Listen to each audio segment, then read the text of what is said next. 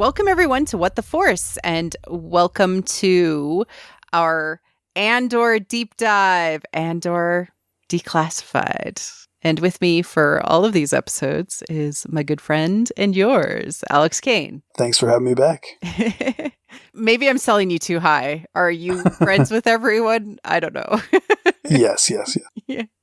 So this episode was episode 4, Aldhani. Something like that. Yeah, which is the name of the planet that Andor happens to be on. It was directed by Susanna White and written by Dan Gilroy. I believe that Susanna is also flagged to have directed the next 2 episodes. So it definitely seems like they're doing these kind of arcs where it's almost like 3 episodes or like a mini movie. So if you take the 12 episode season, it's broken into these like 3 episode arcs. That's how it feels. Yeah, you kind of called that last time. You said something about them doing it that way. And then I just saw on IMDb that, yeah, she was doing 3 in a row. So that's pretty cool. It definitely feels like you could watch them in 3 episode arcs and be fine. Yeah, I mean, it felt like a movie, right? Yeah, exactly. Or it felt like the first third of a movie. Sure. Our good friends at Blast Points are actually covering that way instead of doing it this way, just for their Patreon, because they're awesome guys. But I really like this style. I'm really enjoying the whole thing. But we're going to get into a little bit of the stories that they're telling us throughout this episode, and they've introduced some new concepts and new story threads, which is really interesting. So I want to talk about what it means, or what we think it means, and a little bit of speculation as well, which will be fun. All right, so we start out with Luthen and Cassian on Luthen's ship, and they have just escaped Ferrix. Yeah. They didn't show us like the escape of Ferrix, which was an interesting choice. They just ride off into the sunset, escape town, and then they're on the ship. Yeah, we sort of see them on the speeder bike and then him gazing off to the sun and all that. And then now we're kind of in space, like, okay, what now, right? Yeah. And, it's this back and forth, like, well, now you're with me, so why don't you just help me? And Cassian's like, just drop me off at the nearest place I can get a ride, Yeah. And there's a lot of back and forth, and it's a lot of Luthen trying to convince him that he cares a lot more than he says he does. Yeah. It's that back to that thing of like, oh, I know you so well. And yeah. And he uses his like military record of Mimban, which we know from Solo. Right. Yeah, and we see that helmet in this episode, which is interesting. Sort of like a little visual nod to kind of connect the dots for us. And yeah, so Mimban was the place where Han Solo in the Solo movie met up with the crew that eventually did the space train robbery.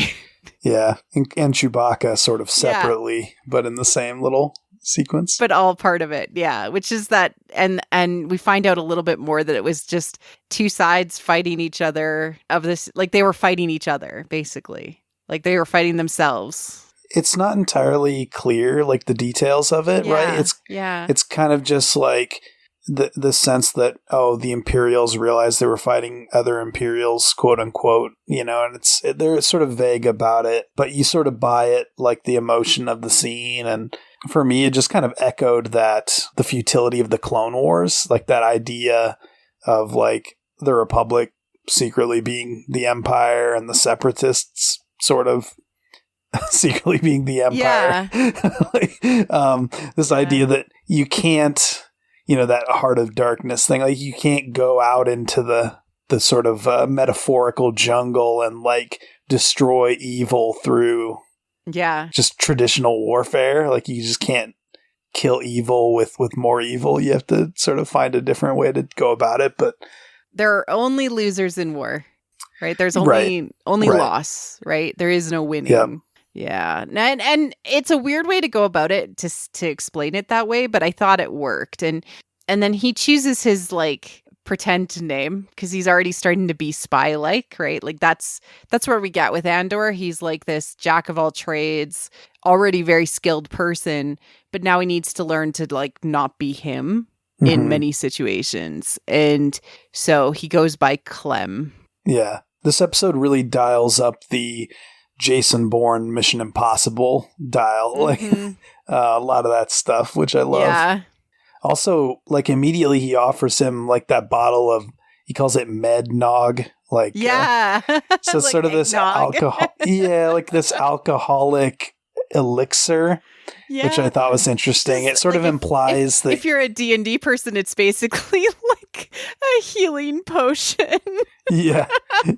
But it's funny because it's in the context of that conversation where you're revealing through Cassian's character as he's sort of doing the refusal of the call again. Yeah. You know, they're revealing that like, oh, he's not really a real rebel yet. You know, or he doesn't know, he doesn't understand that he's a rebel yet. He's got like some ways to go. And so I thought the potion was an interesting thing there. Like he's saying like, you know, here, take this, drink this. And yeah, you're absolutely right. It was a total official refusal of the call, right? Yeah. Where he was like, actually just drop me off. I know I'm on your ship and everything, and I'm kind of already on this adventure. Going to the place of adventure, but could you just drop me off? Yeah, no, you're totally right about that. But yeah, that's fascinating. Yeah. It's very like Finn in The Last Jedi, where he's a good guy essentially in his heart who's done some heroic things, but he's still like, get me out of here. Like, I don't want to be, you know. Yeah. I'm not ready to commit to this like scary adult thing of like, you know, smashing evil for real, you know, that he has this idea of like, I'm just going to keep my head down and sort of just take what I need to survive. And I'm absolutely sure we'll get a full hero's adventures journey out of Cassian Andor by the end of the 24 episode arc, right? Like, what basically gets him to the point where he is emotionally able to risk everything, right? Yeah. I also think that the show is doing something else, but I'll get into it later when we start to see kind of those pieces of it, which is really fascinating. And it's a larger sort of collective unconscious a journey that's happening, which if it does play out the way I think that they're laying the groundwork for, will be really cool. And I'm going to explain why in a bit. So yeah. Okay. Yay. We cut to sort of this really cool shot of sort of just downtown Coruscant and the ISB building, the Internal Security Bureau. And we have like this walk up, you know, thing. And then we get to this like very, I cannot help but imagine it being very late 1960s, early 70s, brutalist architectural round table.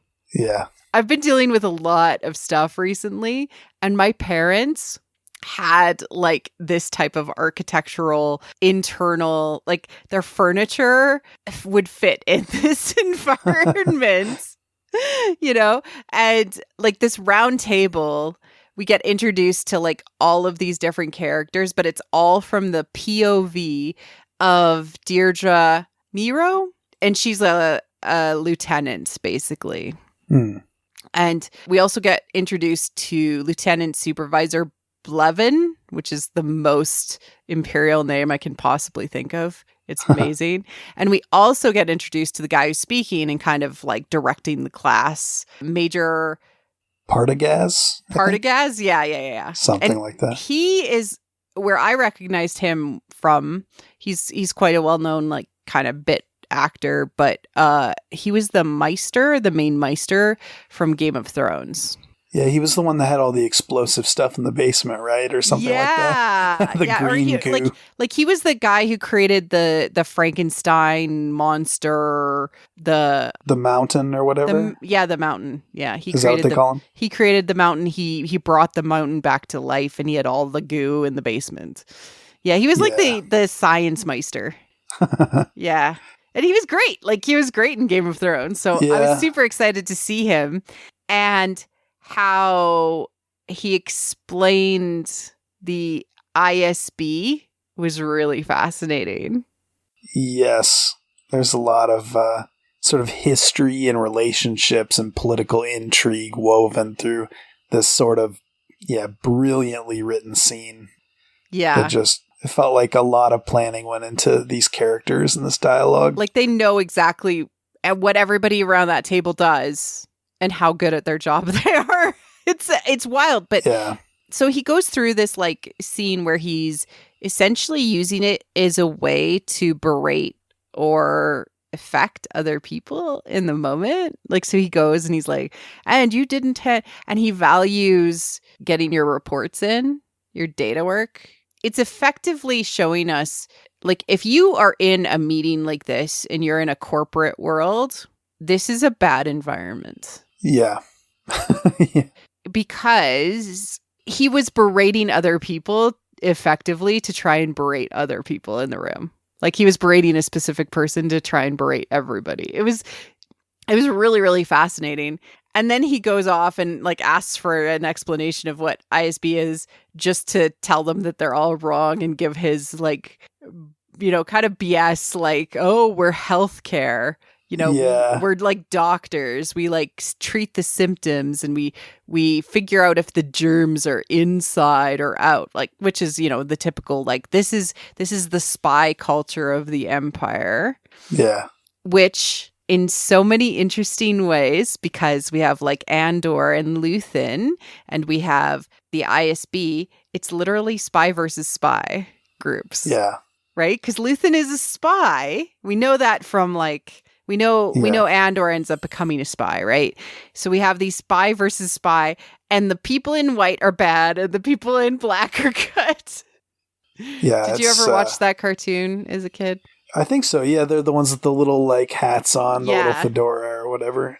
Yeah. Spy versus spy. But we're kind of just seeing how they're set up, right? We're seeing the internal politics of this organization where Luthen has to share knowledge with people, but he does it like kind of in a closed off, like through key people, right? Not through like sharing it with the room. The healthcare thing was super interesting because he encourages people in that conversation to explore. We see symptoms, we go and treat these things, but then later on when he's speaking with Blevin and with Deirdre, he berates Deirdre for overstepping. Yeah, like why do you have to create intra-office friction or something like that? Like he's causing all this conflict and making people on edge and then scolding them for, being the way that they are, which is they're all acting in their own self-interest and ambition rather than, as a healthy, And Deirdre unit. herself is trying to find... end to end, she's trying to chase down a situation where it's probably causing more problems than she's noticing a pattern. That's like diagnosing the body, right? Like not just a specific system, but then he's like, no, only treat the foot. You're a specialist only in feet. Don't you dare assume that you can see a cardiovascular problem. Like, do you see the problem with like what he ends up doing? It's wild. It's a very much like a Game of Thrones court intrigue thing where the point of view shifts like very carefully and you sort of get the sense that like, all these people are kind of becoming important to like the larger course of the show is going to be. But like what Blevin is saying is that, she's just trying to advance her career. Right. Or whatever. Yeah. Right. Like that's his big thing about Deirdre. But if good people are finding results, like, there's a balance between the kind of idea that like, well, I'm trying to advance my career, so I'm going to project that on you. Yeah. Yeah. He comes in as a very like Thrawn-like figure. Yeah. Where he's like, oh, I have to come in and like, turn the ship around and establish order. Yeah. But like the Empire is going to be, of course, not much better than those corporate guys were. Yeah. So it'll be interesting to see how these play out. It cuts quickly back and forth between these scenes, and I think that's really, really interesting for how they're building the show, because I mean the show is named Andor because it primarily focuses on him, but there's like an underlying theme that I think that they're getting to even in this episode, which is quite early on. But we go back to Luthen and Cassian, and Luthen is convincing him that, 200,000 credits I'm going to give you for this, but first we have to do this heist. And, as a upfront cost or like a down payment or whatever, I'm going to give you this Kawati signet, which is a blue Kyber crystal on a necklace. Yeah. Oh my gosh. And he gives us history. It's a sky stone to celebrate the uprising of the Rakatan invaders. Yep. Did you freak out? I freaked out. I did. I was like, he said the ricotta cheese thing. No, I took a lot of notes on this the second time, which was that, this is just history repeating itself in a way. Like, the ricotta were a race of imperial colonizers who spread their might across the galaxy. They built a giant space station, by the way, for warfare and terror. Like, they were driven by a lust for control and legacy. It's old Republic history, right? Like way before. Yeah. Yeah. And their main tool was like the literal dark side of the Force. Mm-hmm. I don't remember how they were defeated or if we really know, but their decline as a species is marked by them losing touch with the Force. So it's like they either have dark side and, absolute power like the Empire, or they just have no Force and they're sort of like beaten back to like one little planet, out in the middle of nowhere. So. Yeah, and they're like in the outer rim, like they're a Rakatan Prime is in the outer rim. It's on the galactic maps officially. They started to add it in the TFA era. So it's on like the TFA and TLJ and TROS maps. Yeah. Of the galaxy. And by the way, like Scarif gets mentioned in this episode, and Lahan or Rakata Prime, the planet that the Rakata sort of end up on in the Legends games, like looks a lot like Scarif. Oh, interesting. Incidentally, like the Solo planet where the movie Solo kind of ends up looks a lot like it too, but I don't know. Whatever that planet starts with like an S, like Savarine. Savarine, yeah. Yeah, it also kind of looks like it. But anyway. Oh. Just sort of this island paradise with like beaches and blue skies. Interesting. Anyway. Yeah. And I love how he's like, and don't take anything less than 50,000, but it's worth a lot more to me. So get it, if I live, and he's like, well, I want it back, so you better live, right? Okay. So symbolically, this is saying this is a symbol that this can be done, right? Rebellion can work against an imperial force. We can do this. Mm-hmm. That's what it means to Luthen, I think.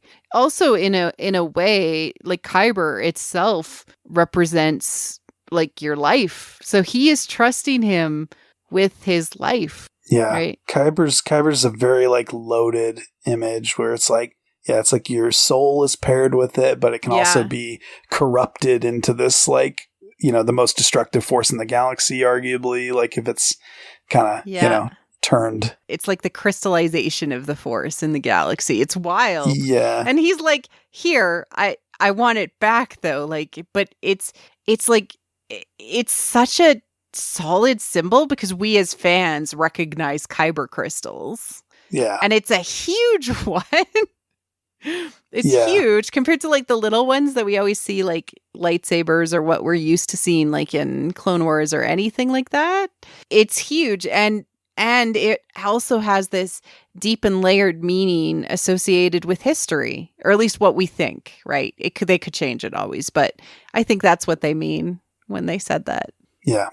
Oh, definitely. Like, I think it was symbolic of, the sense of history and how it repeats itself. And also, like, this whole episode is just filled with, like, that idea of history and military might, like, ebbing and flowing, I guess, sort of. There's a tiny TLJ connection, which I just Googled Wikipedia, so anybody could do this. But when they are on Canto Bight in TLJ, and DJ takes that ship from, like, he steals a ship, its first original owner. This is how much history they have on this ship. The first owner, not the one that they stole it from, but the first owner had named it the Libertine, and that person was a Kawate diplomat, which is where Kawate signet. Nice. That's interesting. Leland Chi had to do a lot of digging through the holocron to get all this information, I assume. They interconnected it and laced it in the way that they always promised things would interconnect and lace. Yeah. I caught a Hosnian Prime reference on the second viewing. Yeah. Did you hear that on the intercom? The ships were arriving or something like that. And it's like, the next flight to Hosnian Prime. Yeah. Yeah, that was cool. So kind of cool. It feels nice to interconnect the galaxy through the saga, even though it's not. I don't consider that to be Easter eggs. I just feel that's connective tissue. Well, yeah, I mean, that's another, Kyber crystal connection. That's a planet that is destroyed by Kyber crystals, essentially. And, we're on Coruscant, and, Hosnian Prime sort of becomes the eventual seat of power like Coruscant was, and gets blown up because... that idea of the history repeating itself that we've been talking about. So it's there's a cool sort of river of causality and theme. Yeah. Kyber can be your death or your savior kind of idea. Yeah. It's kind of like that, the power of the human spirit almost, like the, I don't know, like that idea of anyway, I don't know. Yeah. You said the Force. I guess that's the same thing. Crystallized Force. That's Kyber crystals. And then we have this moment where Luthen leaves the ship to be like, hey, stay here. I got to go and square this away first because she's going to be mad. And we have this little moment where he's off to go and meet her. And we have Cassian alone on the ship. And we have this droid, which in the caption, it said Fondor droid mod. Yeah. Talking. And he's like, how can I help you? I think it's David W. Collins doing the voice, right? I think he hinted that it is, but it could be wrong. It could be. It sounded enough like him, but with a little bit of a mod to it. Yeah.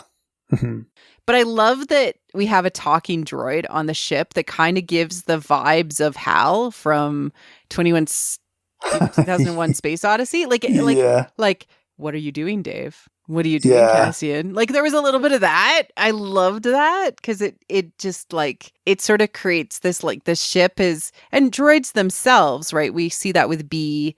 We see that with droids in general are very, very loyal to those masters that treat them well, right? So I love that this ship is sentient / also very loyal and enough to keep Andor in his place in the moment. Well, talking about something completely different, I had mistrust / paranoia in my notes regarding this episode and some of the symbolism I caught.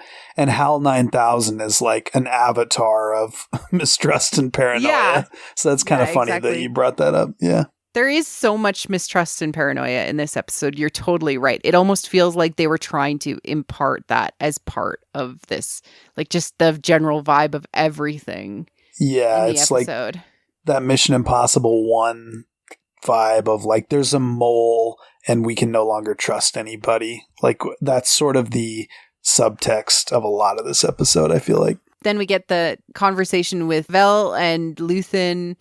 I appreciated this conversation because it felt very much like a boss who's I can no longer babysit you. I'm not going to babysit you anymore. I'm giving you all the tools you need to be successful. Lead this mission or cancel it, but lead it to cancel it. He also doesn't want them to die, right? That's very clear, but he wants her to lead, take him or call it off. I was going to cancel this mission. It's too risky with what you've gotten going on, but maybe you can get it done. And if you're feeling unsure, call it off. I really loved that. I don't know if it's literal or subtextual, like figurative, or me being completely wrong, which is probably the most likely thing. But I got the sense that he was like her dad and she was sort of his daughter, and they had he yells at her and she wants all the credit for his ideas. And there's this like weird tension. I don't know. There's this weird unspoken thing.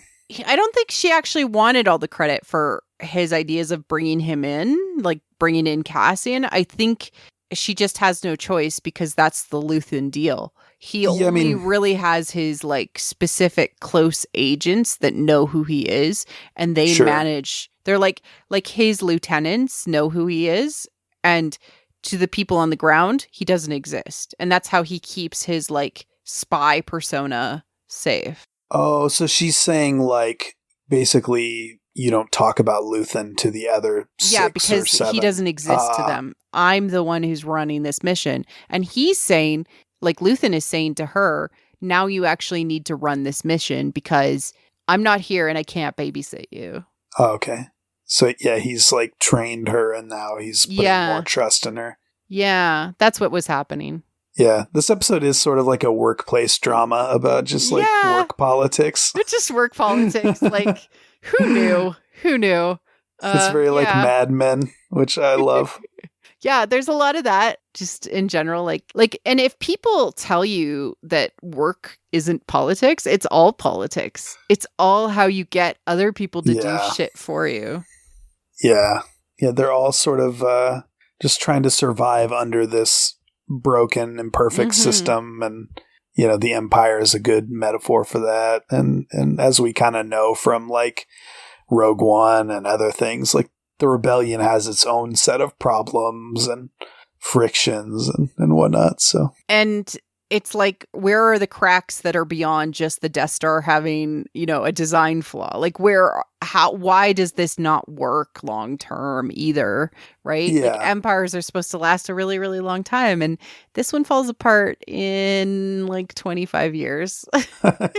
Right? The plan is to steal the quarterly payroll of the entire Imperial sector, which is like a lot of money, probably. And they have a team of 6. And with Andor adding in, it would be a team of 7, really creating that like buffer zone of, well, Andor is a jack of all trades / like really capable guy. He can fill in anywhere. And I really love that, like, as somebody who's done a lot of D&D games or a lot of like Shadowrun or other RPGs where you have to plan like a heist, having just one extra person sometimes makes the difference. So this also felt very, very real.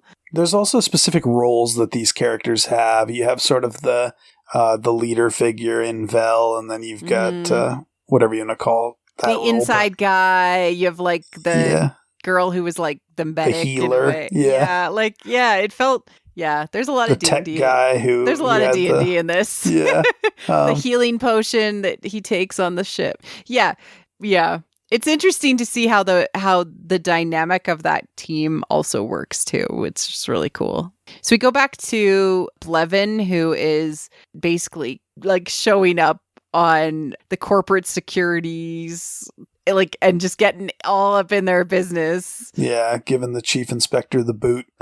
Yeah, exactly. And the Chief Hein, like, he's like, this is what I warned you about, Cyril.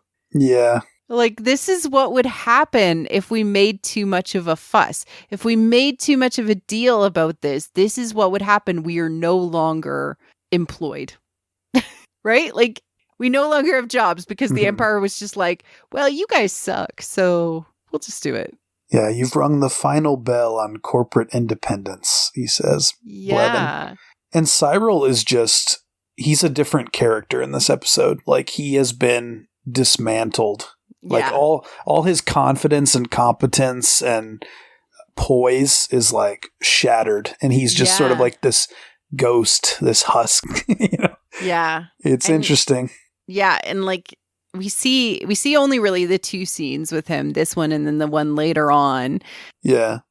I think we can just talk about his whole situation here. So he gets shattered here, and told like basically everything you did was wrong and your assumptions about reality were entirely wrong. And oh yeah, now we own everything and we don't need you. And guess what? You were the thing that caused this to happen.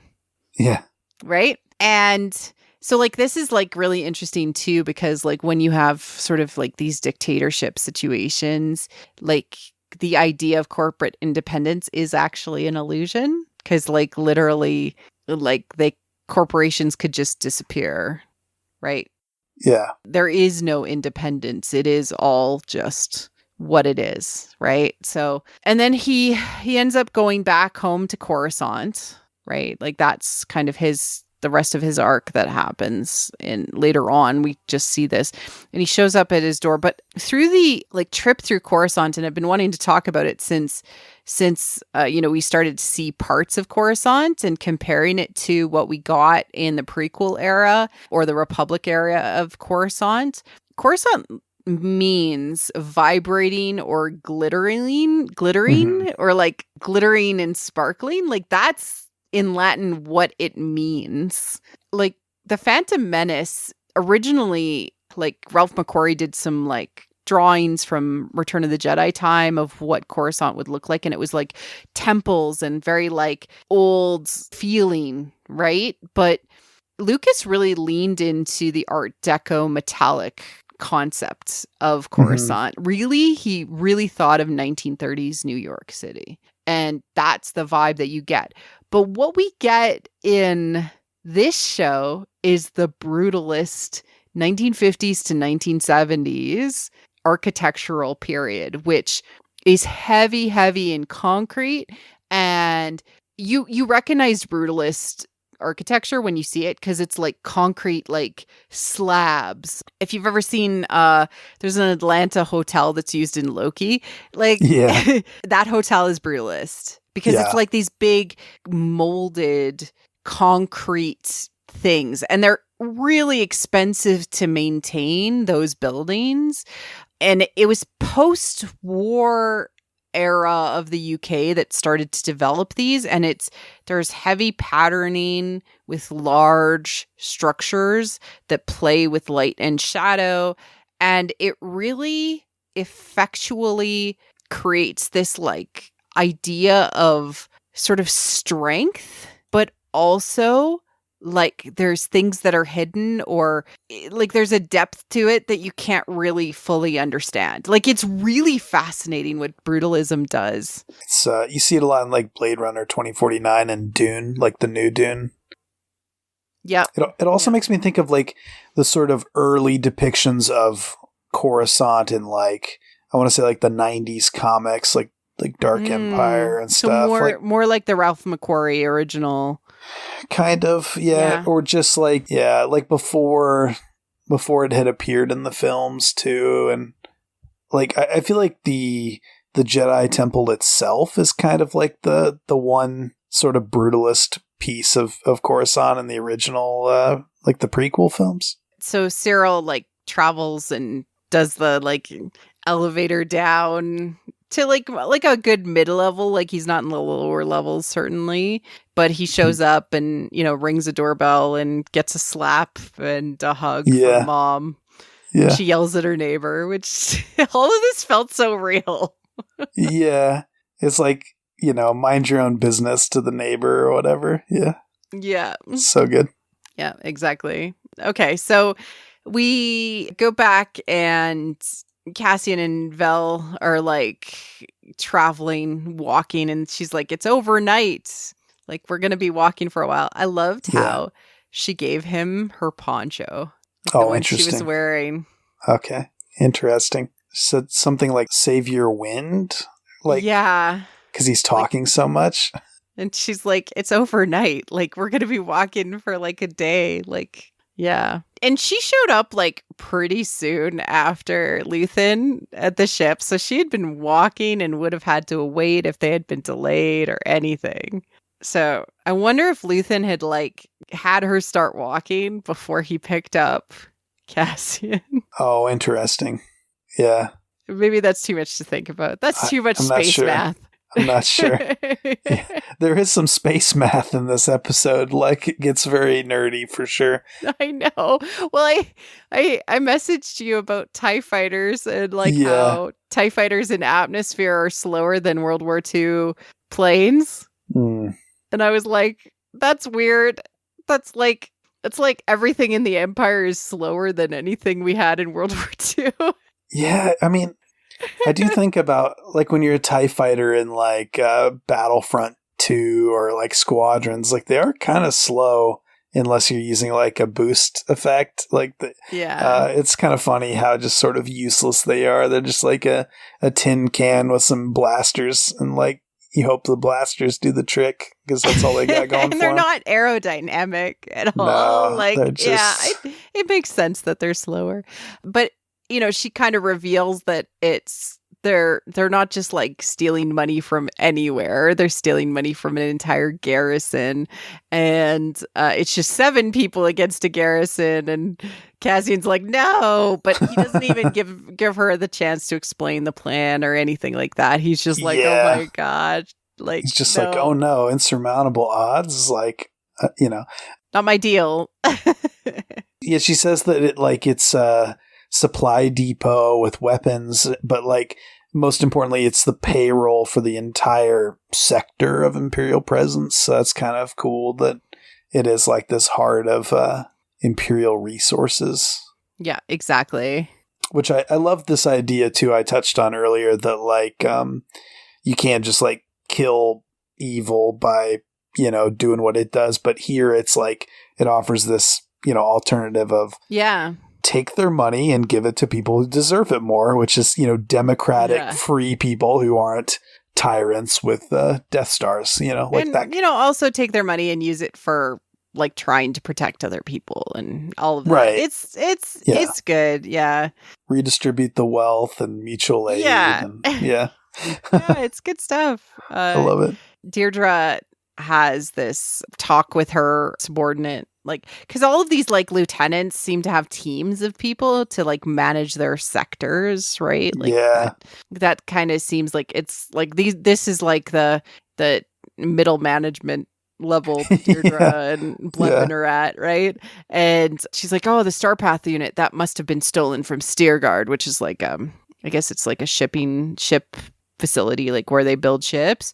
And she uses her subordinate to ask Blevin for the file, which is again, back to that office politics stuff. She doesn't want him to be oh, interest. Oh, okay. And so it's very strategic. Okay. So I want to talk about both her and Cyril for a moment. And what I think is going on, and so this is a little aside before we get into the rest of the episode, but I think it's really important to talk about Cyril and her and why we're getting their point of views. We're getting specifically their POVs in this show, and they're given almost as much care as Andor is. The 6 that are on the planet and planning the heist are all through Andor's eyes. Right? We're not it's his POV, but we specifically get Deirdre and we specifically get Cyril. I think they're both going to rebel at some point, and we're getting more of a story. We're going to get a Cyril redemption of some sort. He might screw up more before that happens, but Deirdre is either the person that Mon Mothma is suggesting, that she brings her in, or she will rebel eventually and help the rebels. I just get that impression that we're telling a collective journey of how a rebellion is formed, and people come from all sorts of places, and eventually they reach their limit. Very, Schindler's List, the guy who wasn't supposed to be helping ends up helping. And you know what I'm saying with this kind of idea? It just sort of snowballs, they made us feel sad for Cyril. Yeah.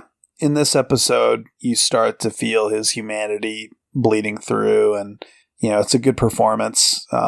As everybody was oh, he's the best bad. He's just a bad guy. I'm like, no. This dude's going to get totes redeemed and turn into a rebel, because they have to show us that rebels come from all different places. It's a good story, like Iden Versio in Battlefront, like just that that idea, or Del Mico, that idea that people can wake up, and snap out of it. I think it gives essential. Us a chance to see their pre-woken up state. Like Andor's pre-woken, right? So we're getting that, but we're also going to get these other POV characters that, like, really the evil is the Empire, right? It's not going to be individuals. Individuals always have a chance to be better people or to make a better decision to help others. And that's what we're going to get. I think so. Bold claims, I say. I think so, especially after this episode. I liked how both Dedra and Mon Mothma, who are sort of on opposite sides of the coin, they both lay the groundwork for this idea that there are spies everywhere, meaning, people who are sort of not what they seem, which, paves the way for her to become a rebel spy through, And also feeling like we got a repetition of what Cyril felt like the organization isn't doing enough to help people, right? Whoever those people are. But like Deirdre feels the same way, right? The organization and the bureaucracy is standing in the way of what she feels is right. And that, that instinct to do a good job is like the antithesis of the Empire. Yeah, I mean, like, even though he was such a perfect slime ball that we just wanted to punch in the first 3 episodes, Cyril's, his thinking was, inaction in the face of what he understood to be injustice in his sort of narrow worldview at the time is, like, wrong. Like, why are you not doing it? Like, these people were murdered and we're not doing anything. The instincts is correct, right? It's just, like, he didn't understand the larger politics of the universe, which we're getting macro and micro politics, which is also like such a George Lucas thing, to talk about the micro in a reflection of the macro. I like this idea of people within, their intuition, their inner soul is like essentially, it has like the right software most of the time, but people it's been given wrong programming, or they're living behind like a veil. They're seeing an illusory world, sort of like the Matrix or whatever the hell you want to talk about. Like so many things, the Wizard of Oz. Like if you're sort of born into a world of what, like, be it a cult or the Empire or whatever have you. Like I like this idea that the goodness sort of eventually can sort of pierce the veil or whatever, and kind of, all is not lost with these people. And it's very George Lucas as well to say that people are not born bad, right?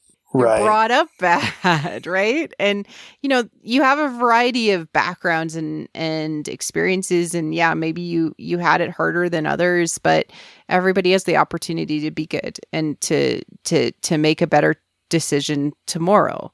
And I think that's what we're getting, which is in so many ways so cool, because it speaks to this collective journey that the galaxy is going on. Like the uprising against the Rakatans, like these things can happen, right? They're laying the groundwork and showing that it's possible for a group of people to all wake up with the same collective ideals and be awoken, like you said.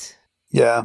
There's like this idea that the Rakatans are sort of this big faceless mass of empire. Like there's not any famous figure within the Rakata that you can point to and be like individualism. It's all like just this, the institution, like as, people. Whereas like George Lucas would say that like Anakin fell because of selfishness or whatever, maybe. And it's like, that's kind of where Cassian is at the start of the show, right? He's like a little selfish. And so it's like, if you can be an individual without being, self-interested person, like there's a needle you can thread that sort of, you get to keep your humanity and also be, help people and worry about the greater good. In one of the sort of mythic conversations I had this summer with like all these amazing experts, John Booker, who's the creative director for the Joseph Campbell Foundation, said that he's really, really fascinated by how the new age of Star Wars is taking a step not only to tell stories about the individual's journey into becoming more whole, but also the collective culture journey into wholeness. And I'm going to think about that more as we see this show to try and talk about it more. But I really do get that that's what we're getting with these different perspectives with Cyril and with Deirdre. So I'm super happy about it. I always love spy shows. I love politics. So this show is literally giving me so much amazing stuff. I love it. Cut to Luthen having a quick costume change, including a wig. Yeah. What did you think of this scene? I thought it was gorgeous. Like fascinating and gorgeous. Not only is it like kind of reminded me of the Mission Impossible like mask maker gag that they use like all the time in that series, but we talked about how he looked like Obi-Wan Kenobi in the first 3-episode arc. Yeah. And when he does this disguise, his sort of Coruscant persona, as like he goes from being Obi-Wan to being Palpatine. Palpatine. That's really cool. It's very red and purple, and the hair is very Palpatine. Palpatine-esque, like in the, especially Phantom Menace. Like that outfit, like his senatorial outfit, the rings on his fingers, his hair especially. Yeah, very cool. So why? Because and you know, there's also a lot of symbolism, which is so fascinating because I've also done an episode on this. It's snake symbolism in this episode. Right, the serpent. Yeah, there's more snake symbolism in this episode, but he's specifically putting on a skin to be amongst the snakes. Yeah, and just all the sort of ancient trinkets is a very Palpatine thing. That idea of like he fits in with them.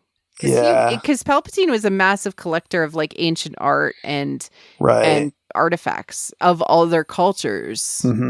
Yeah, ancient murals and Sith masks and stuff, and we see a Sith assassin mask here. Goddess figures too. Palpatine has a lot of goddess figures, and that was always like representative of him co-opting the feminine.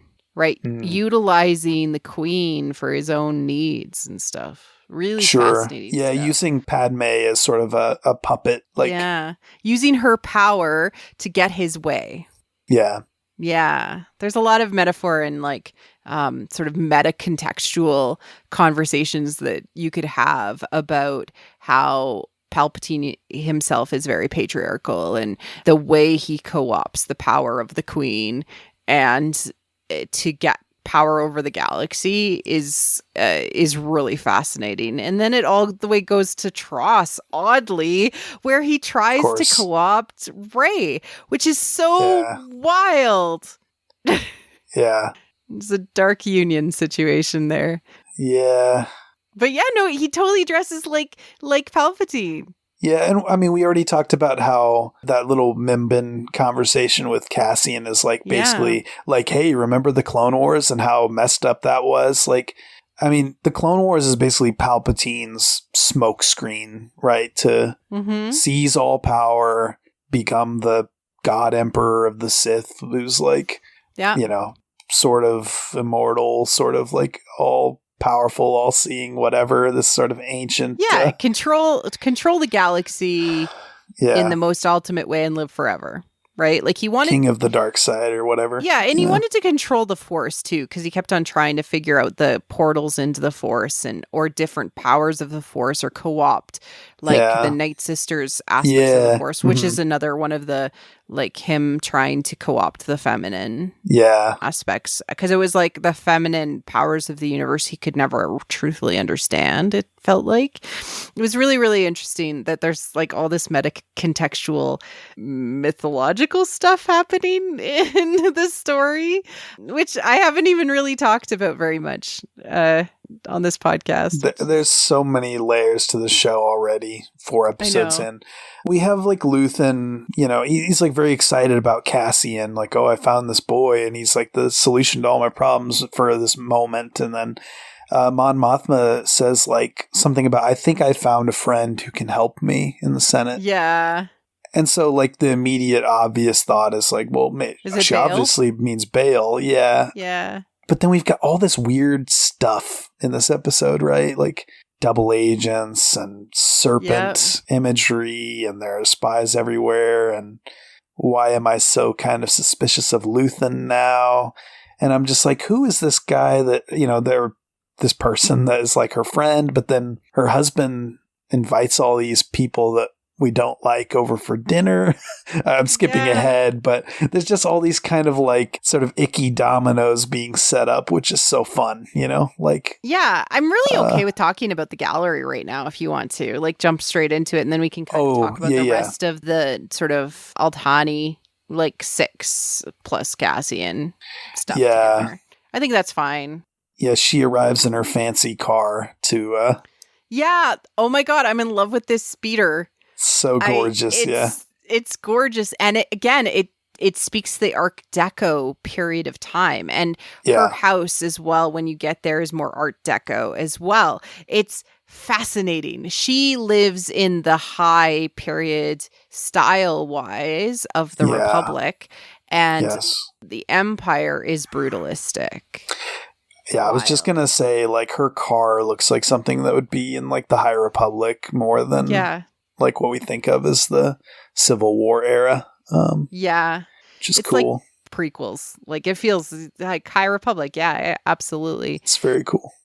So she shows up and she has a brand new chauffeur who, of course, she doesn't trust because she trusts no one at this point. I love the front of it being this like art house, like with these very expensive products in it. Yeah. Because it's like, then transfers of money can happen. It's a money laundering situation, right? Or transfer of money, right? So it covers the rebellion, like, oh, I'm going to buy this super intense artifact or whatever, and then pay an exorbitant amount of money for it. Yeah.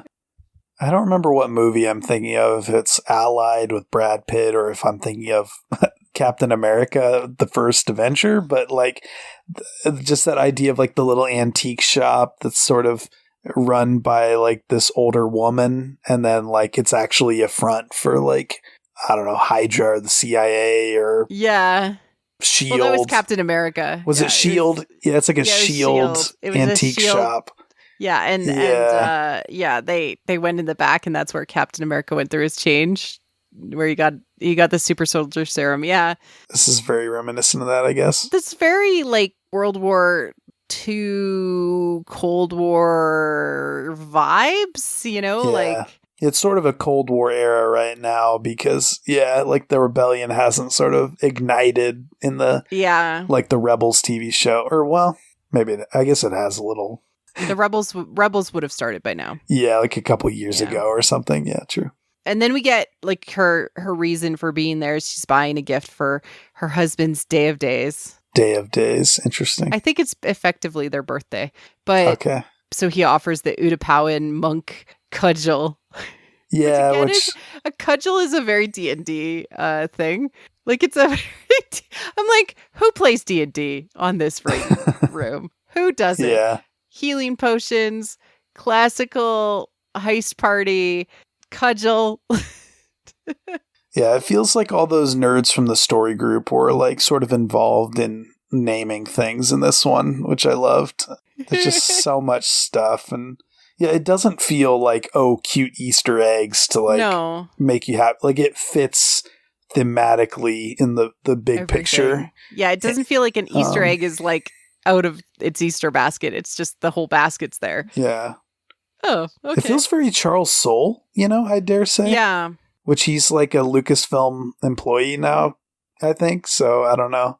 Maybe he's to blame for some of this. If so, thank you. But I love Soule. But yeah, it's It's sort of like that, the Mission Impossible scene where like the airline employee brings the tape. Would you like to watch a movie, Mr. Phelps? And it's like, his spy stuff on a tape. And that's kind of what we get here. Like this very secret, their masks come off as the camera sort of goes over one shoulder to the other. Like, so good. And his assistant helps divert the attention of the chauffeur. It's like, come and see these coins. You can at least look at them.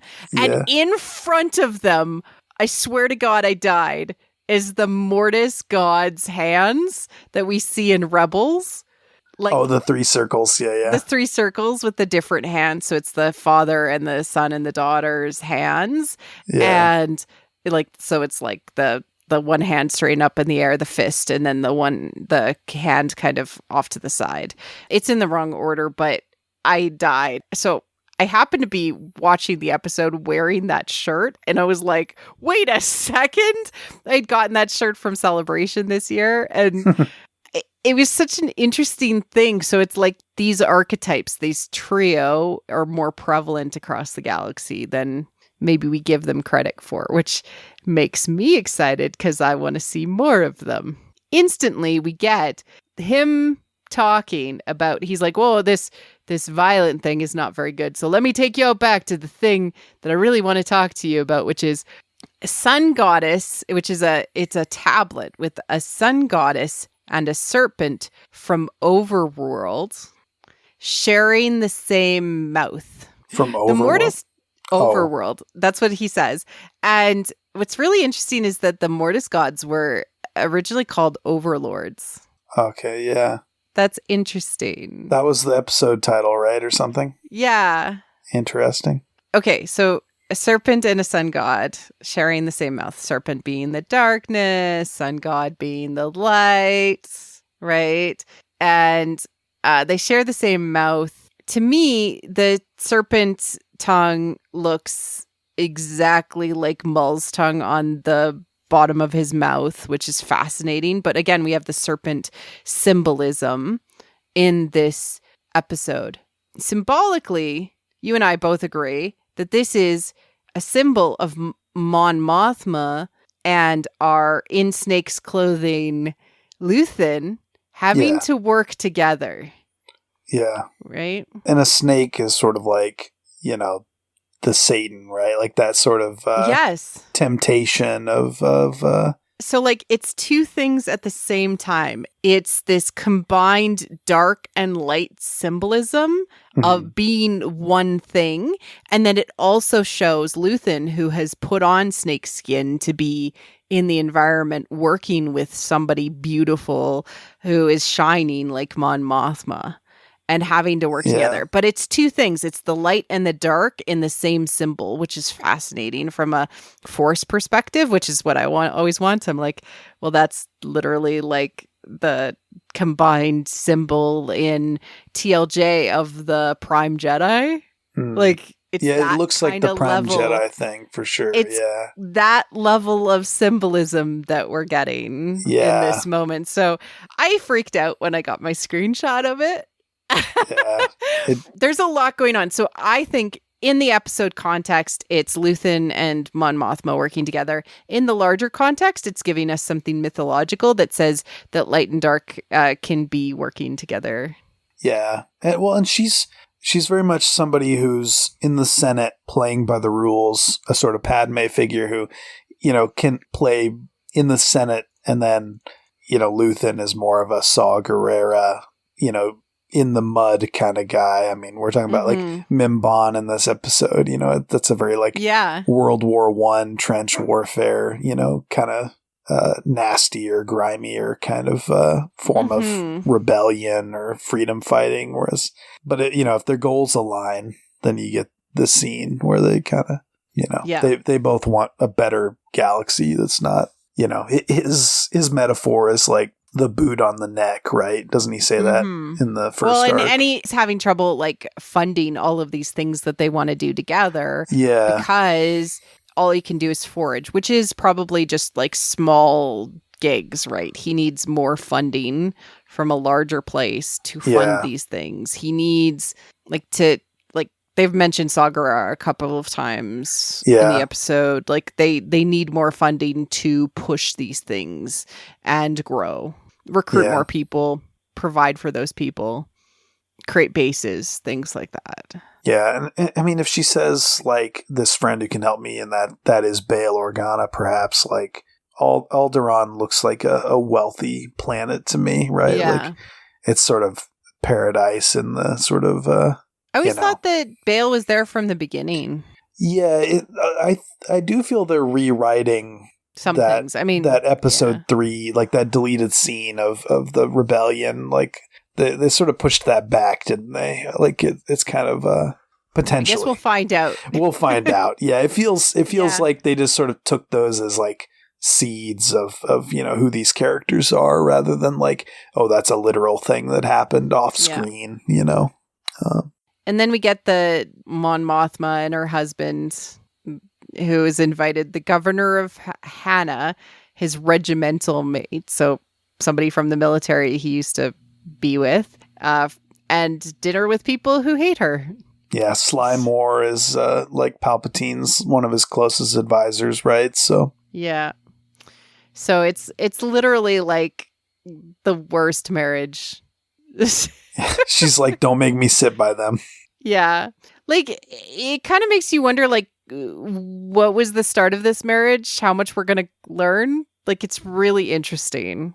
Why? Yeah. Yeah, I don't trust that husband very much at all. Well, and also, I think on some level, it kind of shows how political affiliation can actually cause a marriage to break down in times of, like, where your politics seek to help other people and another person's politics don't really care. Like, why does everything have to be boring and sad? Like, what? Yeah. She definitely cares and is empathetic towards the needs of the galaxy and is trying to help other people. And he's literally like, bored now. Yeah, it's like maybe they met under, the Republic, essentially. And then, and now things are, very different. So. And when the world changes around you, unless your ideals align with your partners, like, they're going to fall apart. Sure. Yeah. Yeah. Because especially if your partner's, like, powerful enough to invite Palpatine's best buddy or top toady. Yeah. Exactly.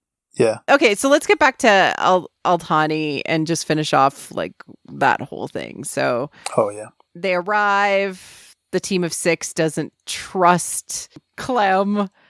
We have Skeen, Terramin, Cinta, Nemec, and the Imperial officer who's been kind of undercover, who shows up as, like, Eddie. But this 6 was like, they have a really good plan, but it definitely feels like everything absolutely has to align with the 6 of them to make it happen. Like, you get that impression with what's happening. Mm-hmm. But Cassian shows up and, like, already kind of understands exactly what's going on. I really liked Nemec, who is like, he's got the vibe of wanting to do good things. Like, I've got a feeling. Like, I really like that. Whereas other people, like, and you get the politics of this little group trying to decide if they're going to trust him. Is that the tall guy with, like, the data pad? He was the, like, younger guy. Oh, from, like, Black Mirror. Yeah, okay. Yeah. He was the younger guy who's like, I know he wants to do good things. I just got a feeling. Like, very forced. Like sure.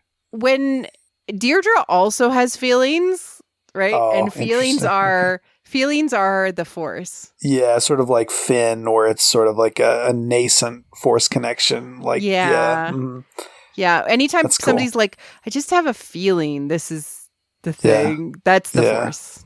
Because that's how like, people who feel the Force, who aren't Force trained, and even when they are Force trained, it's through feelings. Mm-hmm. Right? What do you feel? What feel you? What feel you, Alex? Yeah. Yeah. So I really loved that dynamic and how we got to see in real time them work through the mistrust of him. Mm-hmm. So let's talk about the plan. It is a very intricate thing where you have this quote-unquote celestial event where these crystals come through the atmosphere and they sort of create these glittering explosions across the sky, and it's sort of this big spectacle. So people throughout the planet like make a pilgrimage there to like watch it. And so you have everybody sort of standing in one place looking at one thing. So it's the perfect diversion. You know, they have this window of time where they can go. And also, like, when they try, if there was a ship in space, they couldn't see them because there's like chaos and exploding crystals.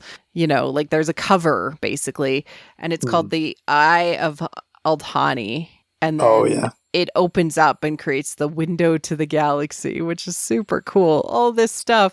It's like, this is a sacred valley, and there was a sacred river until the Empire dammed the river so that they could have more runway for their ships. And then there's this old temple that used to sit on the sacred river called Nasma Brani, and it's specifically built there to mark this celestial event that happens every couple of years.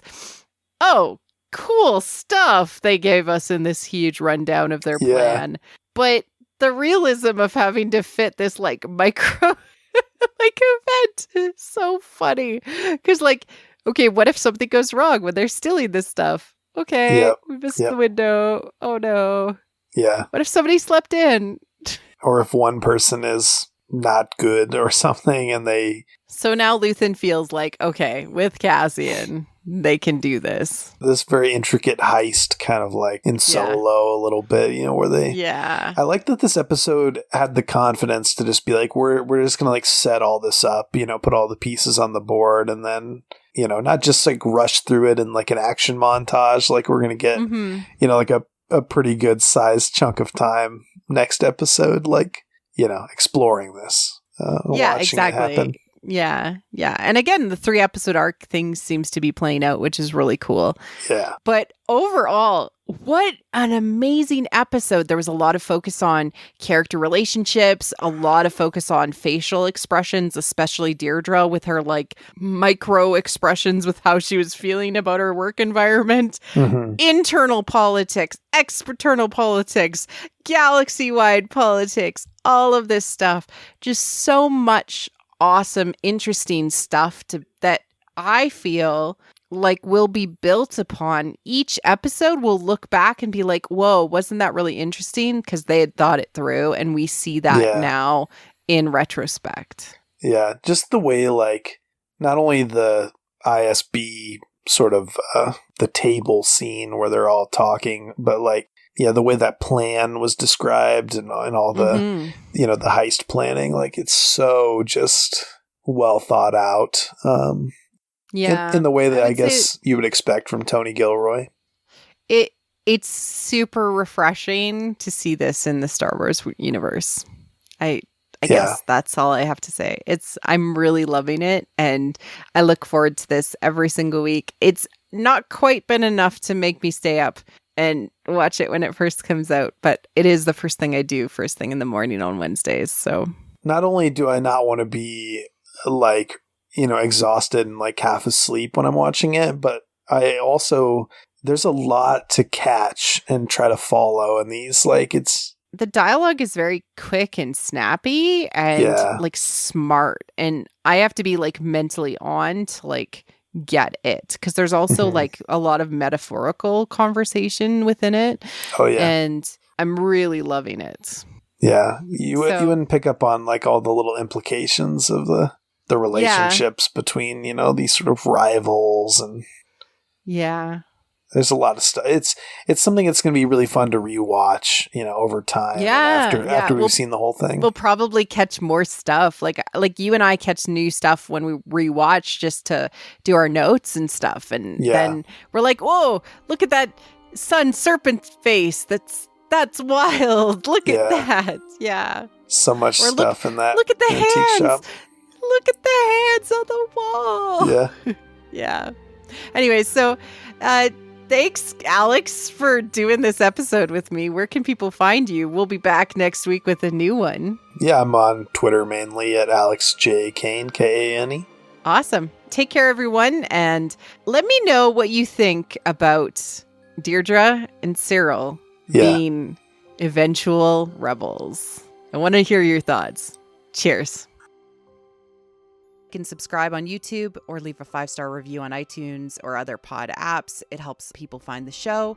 Check out our other channel on YouTube, What the Fiction. You can connect with us on Twitter at WT Force Show, What the Force Podcast on Facebook, and our website, whattheforce.ca. We also have a Discord. Links are in the liner notes. Feel free to reach out and start a conversation. Cheers.